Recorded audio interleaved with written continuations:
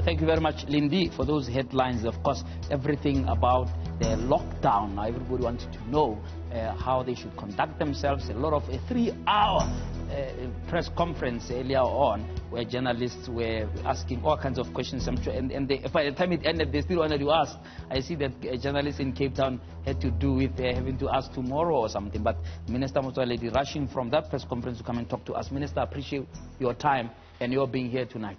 Thank you, JJ. I realize that you've been inviting me for quite a long time, and I've been dodging. So you got me today. Yeah, no, there's no escape today. You're going to be on lockdown, and you're going to have to be back in these 21 days, because unlike others, you won't be on lockdown. You will be at work, full swing. So will we be at work. So we'll help each other to get this going. Okay. Minister, critically, and I know you'll be able to give me an answer to this. I think it's the Minister of Trade and Industry who mentioned that we've learned from other countries. And I want us to start there, to say other countries that had a lockdown, and Italy's on lockdown, but it looks like they did it too late. That's why the entire country is almost imploding, right? The United States also started a little bit late, but it seems like they want to get out of it quickly. You know, the president there says, no, next week I want people to be back at work, right?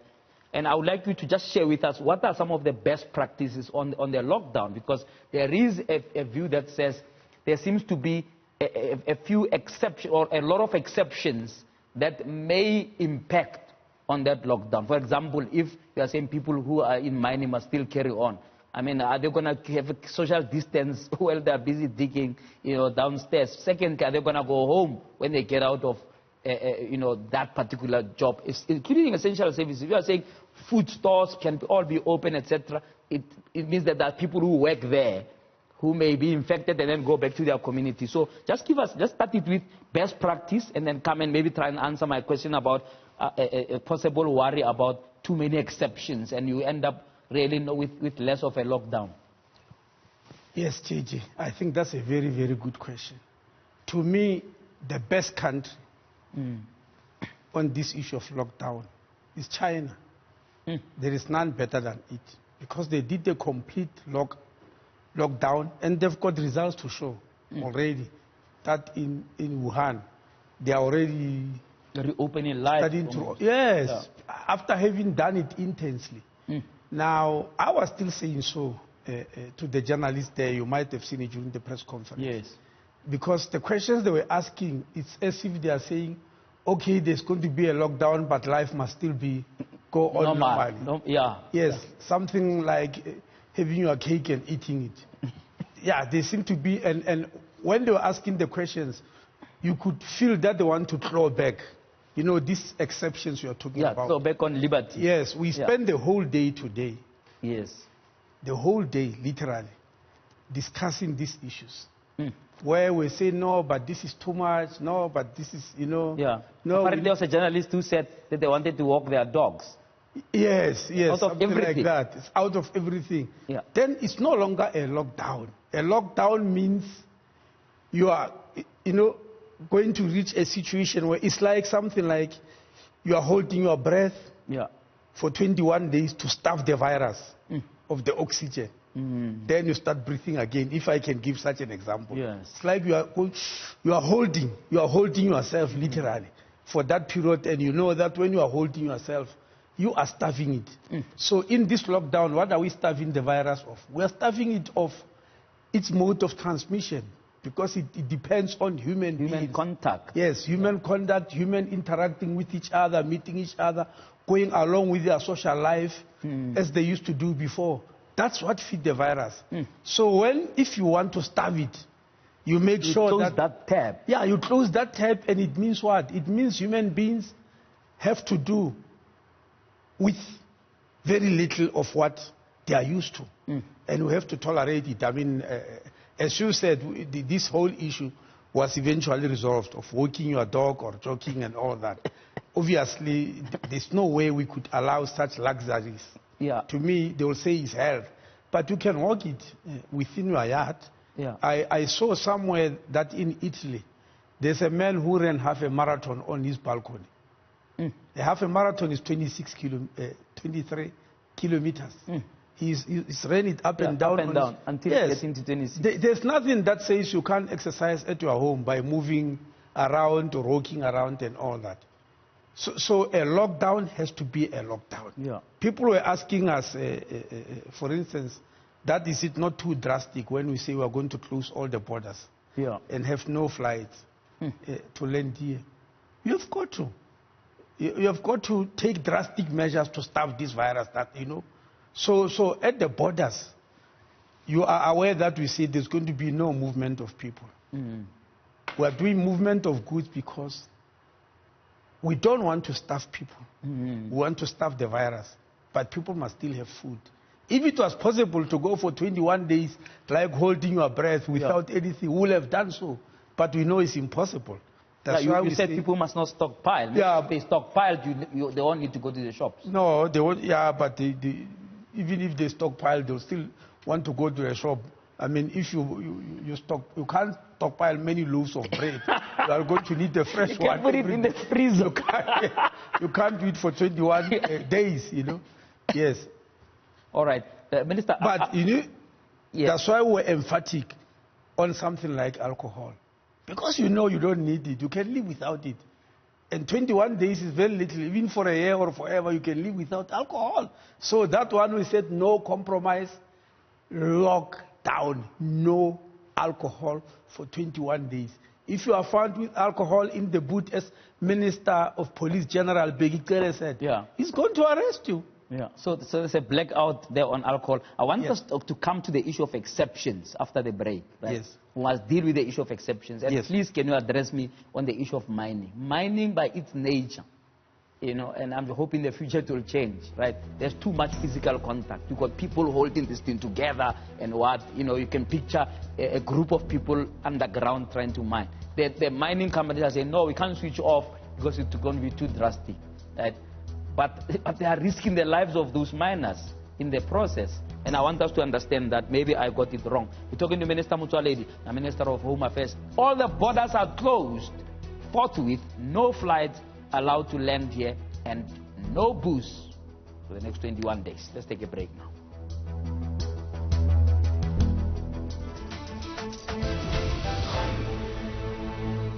So let's talk about exceptions. We'll deal with the mining thing after the next break. But for now, other exceptions. So let's deal with this one of food, right? Interesting thing that you're saying, buy next to you. Buy next to the spaza shop next. Don't live here and say, my favorite shop is in Benoni, when you live in Midrand, right? That's understandable because it will limit the movement of people. But the big question that was not answered, we couldn't get to it during the press conference, was how do you deal with the fact that once all the shops are open in all these malls, the big retailers, Pick and Pay and whatever, those people must still go back home. Right? We are not quarantining them.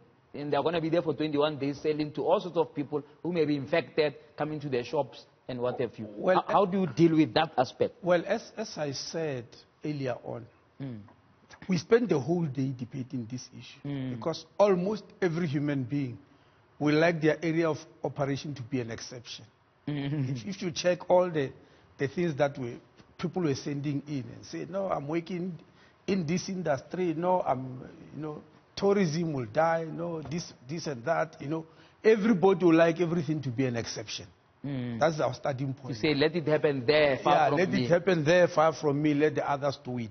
Unfortunately, perhaps that's the nature of human beings. Nobody wants to be inconvenienced. Yeah. But this lockdown has to be inconveniencing if it is to flatten the curve and destroy the virus. It's a temporary inconvenience. It's a temporary inconvenience which everybody needs to know and accept. And know that if we don't swallow this temporary inconvenience, then we'll live in fear, we'll live at the mercy of the virus. So that's what everybody needs to do. So we started from there. Now, as I said, if it was possible for human beings to live for 21 days without food, we would have done so. But we know it's not possible. And at any rate, to fight the virus, you also need to be well nourished and have good food. So we had to strike a balance. And the balance we did strike is that all the malls will be closed. Okay. But except for food. Groceries, yes. Yeah. I can't say for food because restaurants won't be allowed in the mall. And you won't go into the mall and say, I'm sitting in the restaurant. We are allowing... What about the fast foods? No, they are also affected. Yeah. We are allowing the supermarkets where you come and buy your supplies and go home to cook, not to buy there and eat in the streets and all that.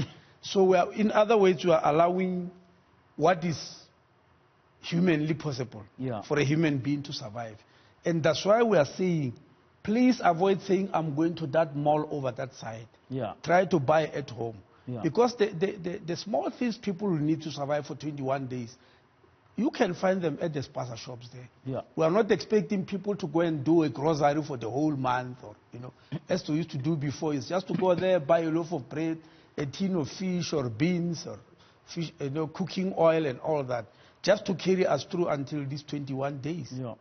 Yes. So essentially, but you are aware human beings are human beings. But how do you explain to me how do you rationalize the move? I understand the rationalization of saying food must be open. But now there are human beings who now have to go back to those communities at night. Right? How do you mitigate that possibility of infections carrying on? Because you've got people who are going to touch all sorts of things when they're at work. People are going to meet with all sorts of people. They will take measures. Okay. The measures have been there, defined by the World Health Organization and our own Department of Health. Minister Dr. Zweli Mkhize speaks about them every day. Special measures, because you may as well ask, what about the nurses and doctors the nurses and doctors, let's start there, who actually are not dealing with a person who might be. They are dealing with people who is infected, and they've got to nurse them. Let's start there. And so think about them first. And the police, of course, we have got to get to all the corners, even the darkest corners of this country. So they will have to use some form of protective equipment, but work has to go on. So we expect those workers in the supermarket to be protected by their employers using protective equipment, because we give them a leeway and say we are exempting you because you are selling food and people have to eat. But it doesn't mean it's what I mean. Take for instance petrol attendants. If we were to say petrol attendants mustn't work, then it means we are saying life must stop altogether. Even for ambulances, even for police, even for essential, even for taking somebody who is sick to hospital. It means it won't happen, and we can't live like that. So there have to be exceptions, but there have to be few, and they have got to be what you call essential services. You might remember, JJ, Minister Begiteli was still reminding us of what used to happen in 1976. Azikwel. People were not taught at that time when they were fighting against apartheid, but they used to know that once somebody appear here wearing a white dress, it's a nurse. You allow her through. They used to do that. They used to allow nurses and doctors, and it's only recently where we find madness having moved into us. Where I remember during 2010, I was insulted by some comrades when I said this is murderous. To stop nurses from going to work because there's a strike. Pulling people out of theaters. I said, you are a murderer. The public service strike. Yes. You actually had to go and work. Yes, soldiers at exactly. Yeah. And I said, you are a murderer. If somebody is in the operating room and you say because there's a strike, you go out and pull the workers there and say, come out. You are murdering that people. That's murder. There's no other way to describe it. And in 1976, during the height of the war against apartheid, our people, our young people, in Soweto and elsewhere, they never did that. They used to respect, health workers, knowing that these are giving us essential services. For instance, the question you have asked me about exceptions or not. For the lights to be on now, and for you not to swear at load shedding, there has to be some people at work. Yes, if there's load shedding now, you'll swear. But there have to be people producing that coal. There have to be people fitting that coal into a furnace. There have to be people transporting it to the, so those things you can't avoid. Otherwise, if you avoid all those things, life will stop and we may actually die from some of those things more than we die from the coronavirus. From the coronavirus. Just in terms of still on the issue of essential services, right? of those people being exposed, right? Is there a mechanism? And you and I have talked many times where, people call me of all sorts of things. I say, you know what, I'm just going to call you and make it your problem. If somebody says, like today with a big chain called Boxer, must call them by name. No sanitizers for the people who are coming to Boxer. No sanitizers for their workers. No masks. No gloves. No social distance. People who are on top of each other trying to stockpile. In other shops, they have made a distance. In fact, some they make you queue outside until the number is reached and so on. But here is a big corporate. I mean, they make millions. I'm sure they can buy gloves for a few people. Is there a way in which people can report, citizens can report that kind of, I don't want to call it exception, but deviation from something that will save lives? Actually, one of the things we agreed on is that leaders in society ought to be on duty. Councillors, members of parliament, political leaders, to pick up these things and help ordinary members of society where they are being subjected to this because it's wrong. I was very happy today when Ms. Mabuza from the Consumer Council reported that they've already issued certificate to some shopping complexes who were overcharging, taking advantage of this. So not buying your workers protective equipment like gloves and sanitation and all that, when it has been so wildly reported about. Obviously, you want to save money. You're saving money, but at the expense of people. That cannot be allowed. And the leaders who are moving around will have to get that information and send it over to for instance, the JCPS cluster, which was having a press conference an hour ago, up to an hour ago. Yes, and say there is this person who is cheating. And I'm sure the Minister of Labour could also have something to say about this. Because some of these things are in the labour legislation about protecting people who are at work, Talk about labour. A very good, I don't know which company it is, that as already said, they're going to give bonuses to people who are going to work in this period and so on.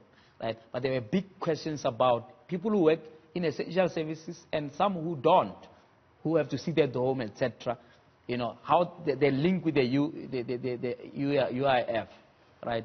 Is there something that you can tell people? Because that's what people are worried about. Some of what can disrupt the lockdown for people who haven't reached the message. By the way, there are people who may still be confused about what's going on. They'll only realize on Friday that nobody's moving, right?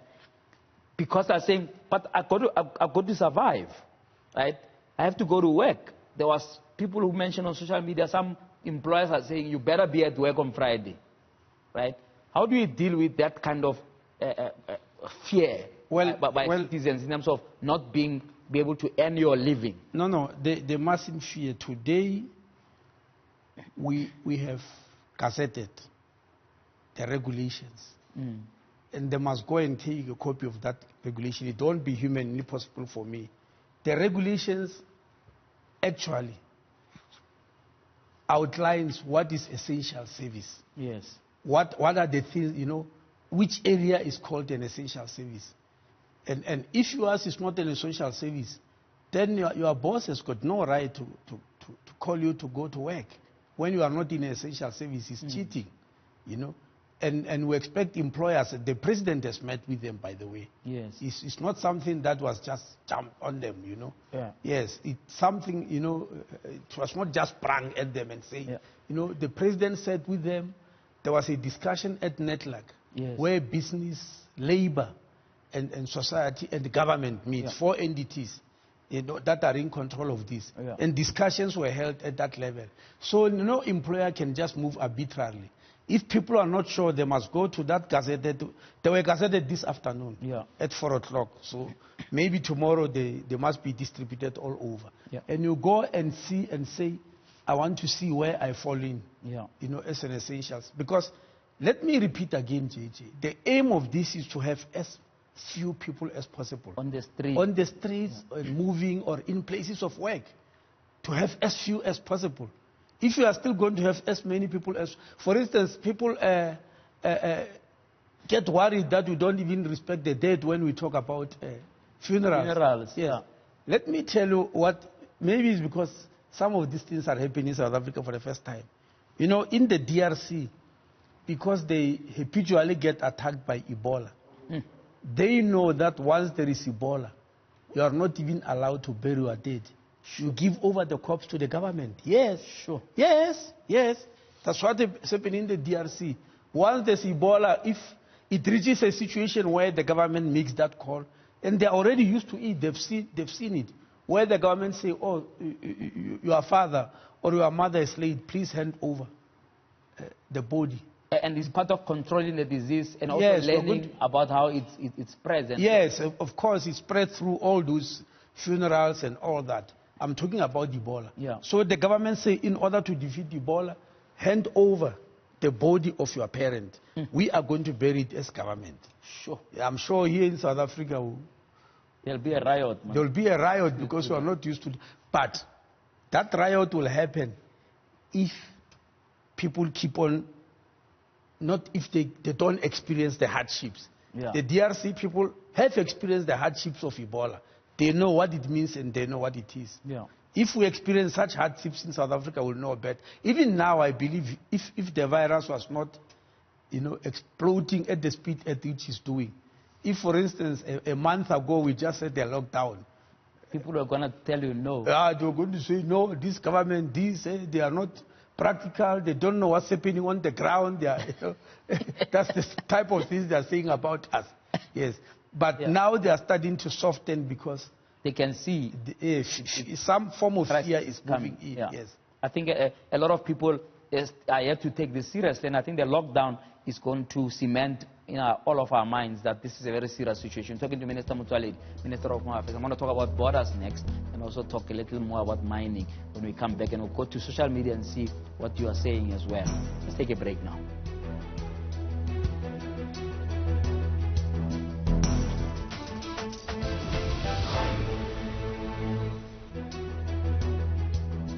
Good evening and welcome back. Our frank talk with Minister Motsoaledi continues. Let's go to social media there and see what's happening. Lindy, what's happening on social media there?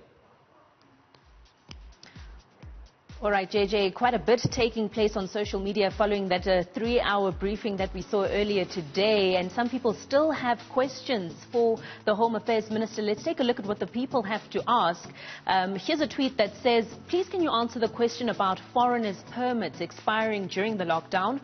Foreigners from countries that aren't high or medium risk and who applied months ago. Let's take a look at another tweet coming in that says, my dad is here for medical reasons and is admitted. We need to extend his medical permit. What will happen, as it seems he will be here for a while? Letters putting up a picture of what seems to be Park Station, JJ, a packed Park Station, might I add, and says, we're learning from China but behaving like Italy. Some of the people are not taking this COVID-19 very seriously. Look at this. How many people might be positive, might be COVID-19 positive here, and they're heading home to their rural areas. It's a catastrophe.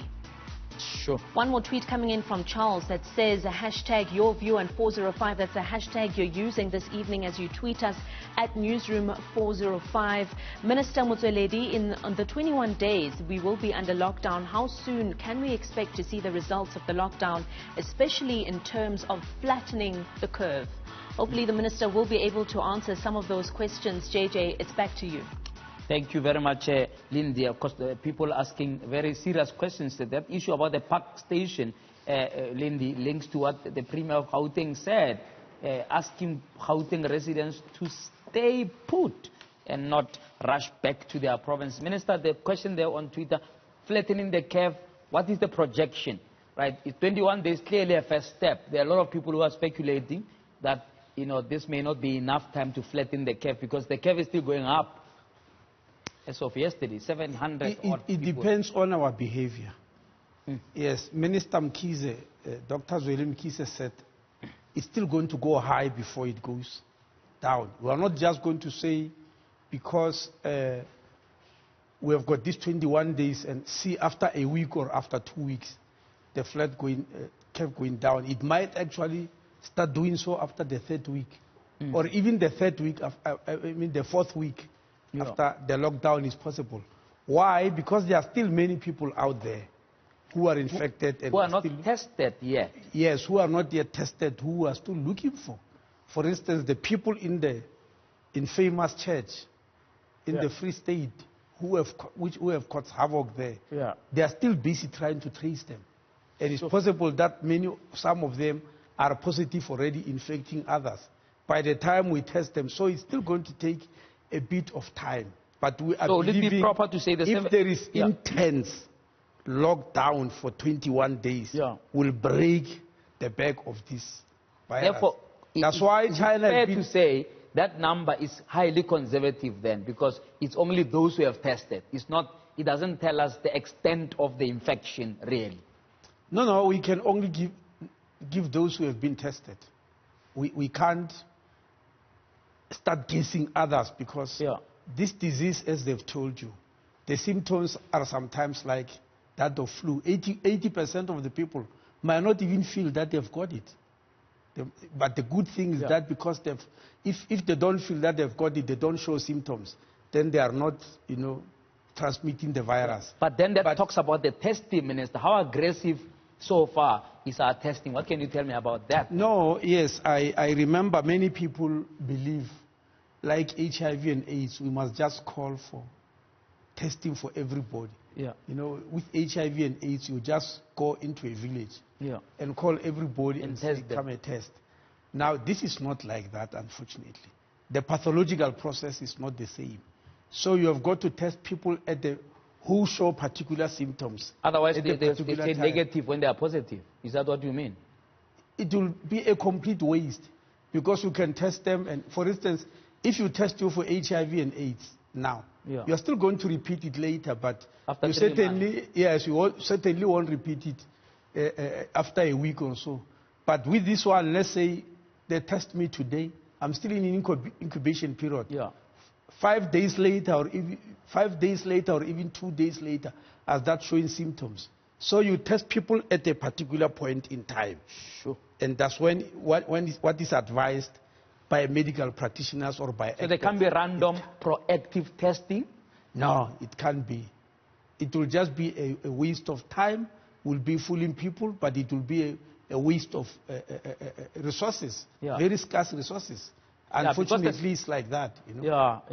That's quite. I'm aware that many private hospitals have gone on a testing spree, because people are being charged 1,400. But let me give you this figure. At the time, 700 people were tested. Only 3% of them tested positive. Yes.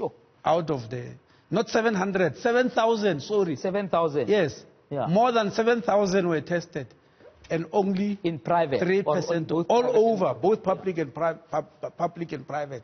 Only 3% of them were found to be positive. So it doesn't mean that a massive testing, will be useful. Will be useful. No, it can't be. That's scary, because it looks like the fight is going to be bigger, because a lot of people are asking the question: how do you proactively stand in the gap, especially for informal settlements, because of basics not being in place in some places, like water, running water, no soap, etc. What is a proactive thing that you are going to do in the lockdown in relation to informal settlements, because the spread is going to be rapid when it happens there? Well, 5 people living, 10 people living in the same. Yes, but if there is this social distance and cutting away from there's no social distance if you live in a shack with 10 people. Yes, no, I agree. That's exactly why this disease is so problematic. That's exactly why. Because if you check in terms of mortality, and I'm sure when I have to be very careful when I say this, because sometimes people get very angry. They say we're confusing them. AIDS is still killing more people in South Africa than this disease. As we speak, TB is still killing more people in the world than this disease. Even ordinary common cold. The problem is the speed at which this one is spreading. The speed at which it's spreading and affecting economics and economies of countries and affecting normal human life. That's where the biggest problem is with this disease, because this morning I was still listening to Bill Gates. He's a very brilliant person. People believe he's just rich. But I've dealt with him on many issues because he's a philanthropist in health. And so they were showing what he said in 2015. Yes, about Ebola. After Ebola has killed 10,000 people. He said, we were not ready for this disease, and I'm afraid we are still not ready for the next outbreak. And he said we're able to handle Ebola at last because of its modes of transmission, because it doesn't move through the air. And now, fast forward 2020. This one, you cough, things, Yes, I'm sure they've told you this droplet type of infection. Whereas in Ebola, you must come in contact with somebody's body fluids. You touch them. If you are just staying, just a little bit from, if you don't touch them, nothing can happen. Nothing can happen. But this one, even if I'm not touching you, if you are just next to me and you sneeze and cough and, and I'm less than a meter away, or you sneeze and cough, I come and touch the surface we have touched. So that's the problem of this disease. And that's what we have to contend with. That's why it's causing so much havoc around the whole world. And that links to my next question about mining. What is the answer there? Because in mining, unfortunately, there is a lot of body contact in how you're going to work and so on. And I can't imagine going to be protective gear for people who are 3 kilometers down. I think there must be. I think there must be, because why should mining be there? I've just given an example. Yeah. Of all the things, we want electricity to be on. Yes. And electricity in South Africa, by and large, depend on coal. Coal, power station. That coal has to be mined, even during this period. Otherwise, we'll wake up, they said, there's no more coal, and it's a permanent, it's permanent darkness. And our fridges fall in hospitals. There will be more chaos. Which will worsen the situation in which we are. So unfortunately, they have got to continue certain operations. And it's not only mining. We've just told you of essential... Yes. So mining is carrying on as normal? Or no, it can't be normal. It's reduced. It has to be reduced. It has to be mentioned which areas. Take, for instance, food. We're saying we're opening supermarkets just for buying food. Yes, but that food must come from somewhere. It must come from somewhere. It must come from the fields, which means some agricultural workers will still have to be doing some work. Some people in the food, workers in the food, in the whole food chain. We have got to find people there. That's quite the unfortunate part of it, but it has to happen that way. Yeah. So in terms of the mining operations, you are saying not all of them. They have been gazetted. Which one? It's a pity I didn't really look at the gazette, because the gazette is mentioning them, depending on what chemical is being produced. Take, for instance, we said there's a complete ban of alcohol, alcoholic drinks. They can't be sold. You can't, if you are found in the boot transporting alcohol, you'll be arrested. But we still have to produce alcohol. We still have to. Not for drinking. Yeah. Because all these sanitizers, many of them are alcohol-based. Yeah. Other disinfectant in theater and hospital are alcohol-based. So in the regulations, if you check, it doesn't say alcohol. Because people will think we are talking about beer. Yeah. We're talking about beer or champagne or all that. It says industrial alcohol. Yeah. Production of industrial alcohol has to go on. All right. We're going to talk some more now about borders, right? When the state of disaster was closed, sort of was announced last Sunday, you indicated that certain borders will remain open. I want to understand the rationale of that. Secondly, the travel ban, which also have to do with borders, ports of entry. Do you think that it kicked in a tad too late? Especially if we knew that most of these things going to come from outside, because it was already in so many countries, etc. I would like to talk about that after the break. We're talking to Minister Motsoaledi. We're learning about how to conduct ourselves during the lockdown. What's on, what's off for us over the next 21 days. Let's take a break now.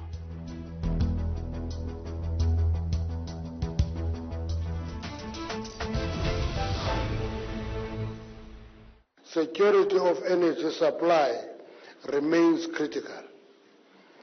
the supply of fuel to relevant critical and essential services, as well as the supply of coal to Eskom electricity supply and liquid fuel production are critical during this period. We are mindful that in some mining operations and processing plants, a complete shutdown will not be feasible, as a restart from scratch may be too costly. This could negatively affect security of supply and therefore the economy as a whole.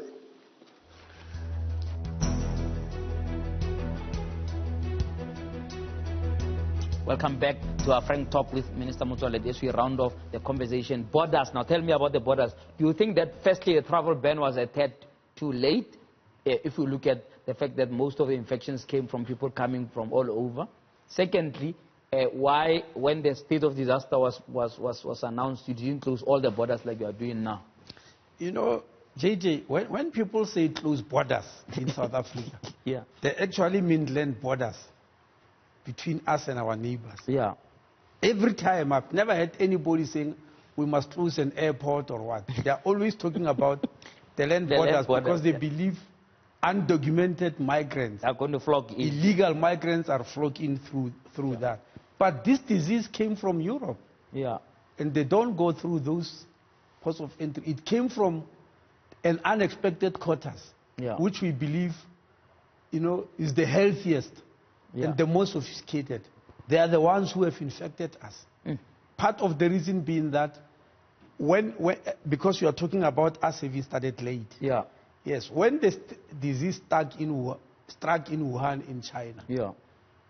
Many of these That was December last year. Yeah, these rich countries just woke up, took their jets and their Boeing 747, went in, took all their nationals and brought them back home.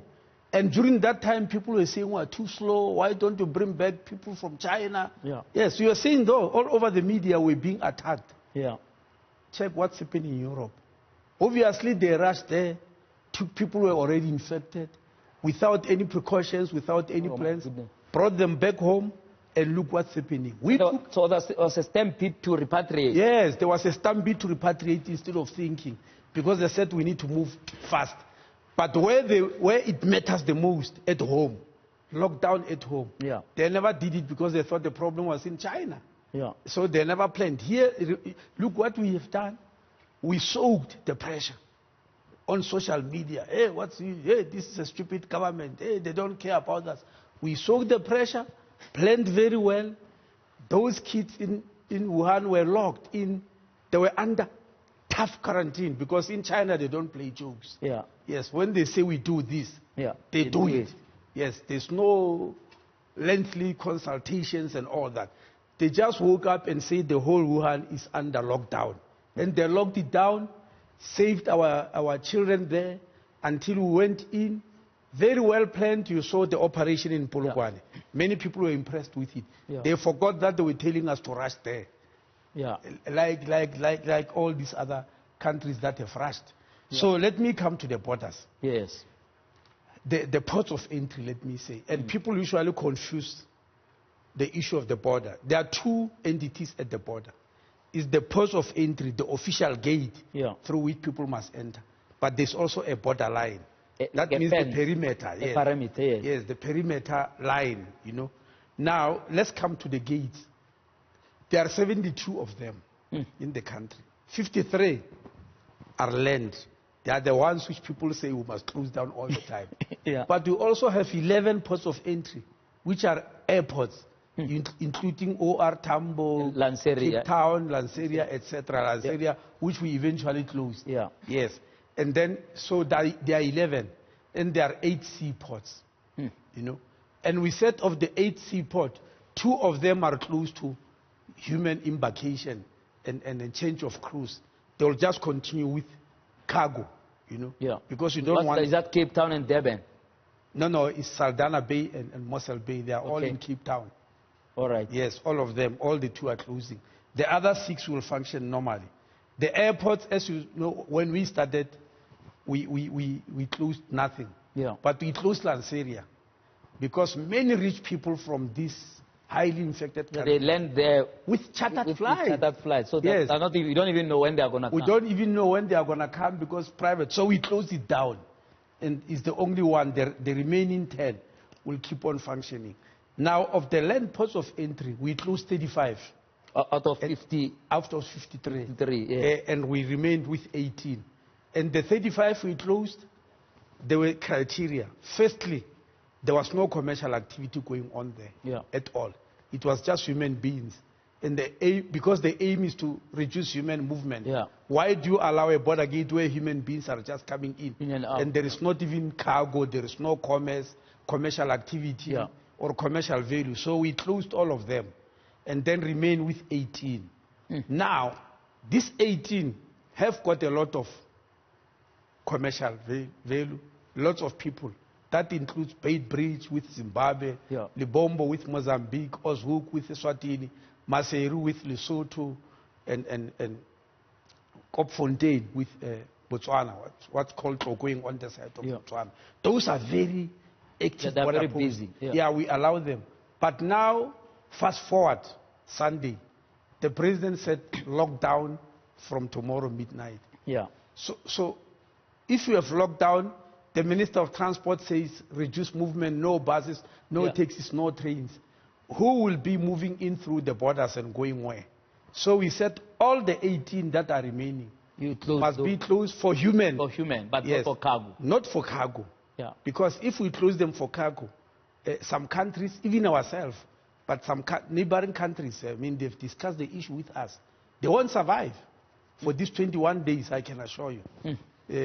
But what's going to happen to people who are driving those trucks and flying the cargo aircrafts? Yes, those are the ones then that must be taken care of. You can ask me, what about people who went to China, right in the belly of the devil itself, you know, and fetch our people. Quarantined there with yes, they are quarantined at the range now. So these truck drivers, their employers must help them with protective clothing. They must buy them these sanitizers. Because otherwise, I mean, they have to supply bread. Yes, they've got to supply meal, they've got to supply meat. Otherwise, people will starve in the neighboring countries. And of course, if we starve our neighboring countries, we no longer send goods there. We'll no longer be able to control the borders. They'll come by force. If I know I'm starving there and I know there's food on this other side, so they need to be exchanged. So there's a big migration question. And by the way, let me emphasize this, because I've said it and I don't want people to confuse it. We are not closing borders because we are protecting ourselves only. We are protecting our neighbors even from ourselves. We are protecting them because South Africa in this region is the one with the highest number of infected people. Yes, others like Botswana, we have got two or three cases. It's us who have got the most infection. So it will be important to seal the border so that the disease does not spill over into our neighbors and cause the problems in the whole region. And I think people need to understand that. But I mean, were there people complaining about the borders being closed? I mean, I didn't. They were saying we must close them. No, but I'm saying that if you are saying we're protecting ourselves and our neighbors, but no. Was anybody saying don't close them? No. They were saying close them because we must protect us against our neighbors. Now I'm just adding that actually we are protecting the neighbors against ourselves also when we close the borders. Yes. What do you make of you saw on Twitter there a picture of Park Station, and it looks like people are now migrating away from Joburg, or rather from Gauteng, to go back to their provinces. Which is what we have discouraged. You've discouraged, but you didn't enforce it because the trains were full. No, because we gave them a notice. JJ. If the president on Sunday just said lockdown, they're going to say he doesn't give us notice. They said, no, this man is evil, he never wants us and all that. Some will rush going to the court and see if they can reverse it and all that. So he said, I'm giving you a chance to prepare for a lockdown. And during this lockdown, people started doing wrong things, like going to the shops to buy everything and stockpile.